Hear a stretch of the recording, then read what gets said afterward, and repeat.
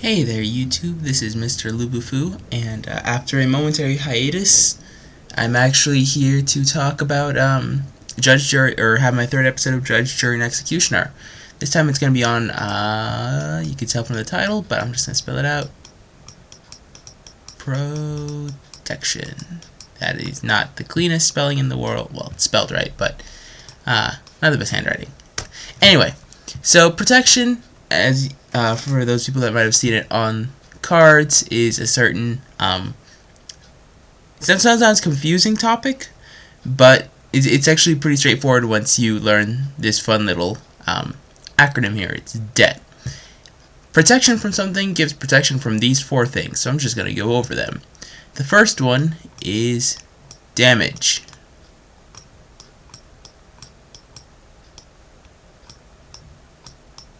So if something has protection, let's say protection from white, any white creature or white spell cannot deal damage to it.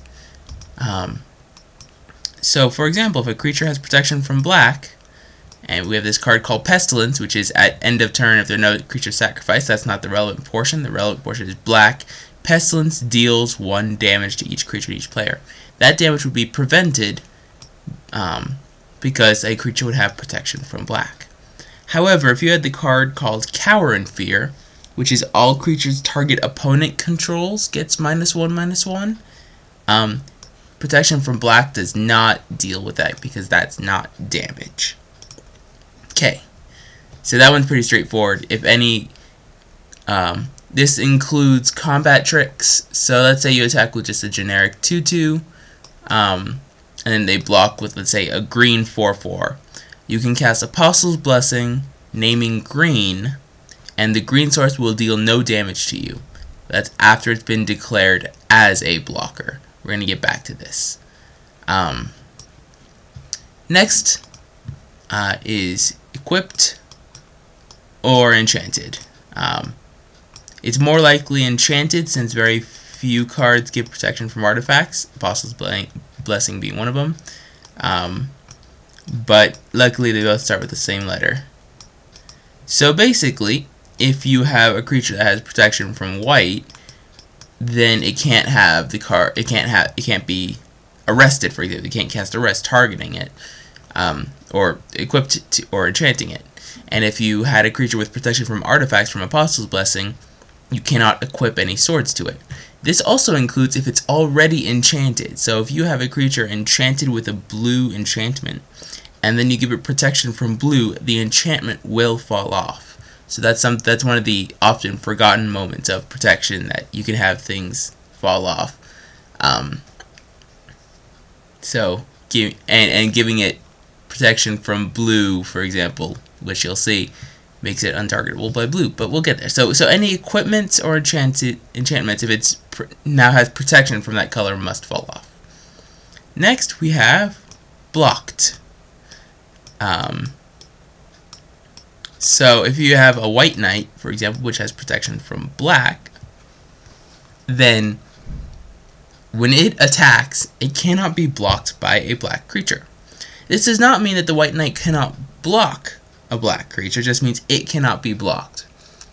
Now, if it has, always protection from black and attacks, black creatures will never be able to block. In that situation I mentioned earlier, where you attack with a 2/2 and then it gets blocked and then you give it protection, then the block still holds. It's not that your creature becomes unblockable after the blocker was declared. So once a blocker is declared, you're not going to make your guy unblockable. You could just save it with the Apostle's Blessing. So there's that. And lastly, we have targeted. This one's the most common situation because you typically, if you have a creature that doesn't have protection, then you give it protection instant speed to make sure it can't be targeted anymore. So anything that says target creature gets -4/-4 or anything like that, then protection makes sure you actually just cannot do it. So if they try and cast, let's say, Doomblade on a white knight, it just can't resolve. You cannot target a white creature with Doomblade. or protection from black creature, pardon, a white knight with Doomblade. So let's go through a couple of examples. Let's say I've got this guy. We have Progenitus, one of the most famous lines ever. Protection from everything. So, straightforward one. Can I equip any swords to Progenitus? The answer is no. Can't be equipped because it has protection from everything.